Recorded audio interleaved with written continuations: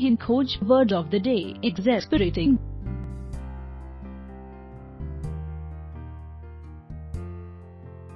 Exasperating का हिंदी में मतलब खींचन होता है। Exasperating एडजेक्टिव या विशेषण के रूप में। Synonyms of exasperating: irksome, vexing, infuriating, pestering, cringeworthy, nettlesome. Antonyms of exasperating: pleasing, delightful, entertaining, amusing, engaging.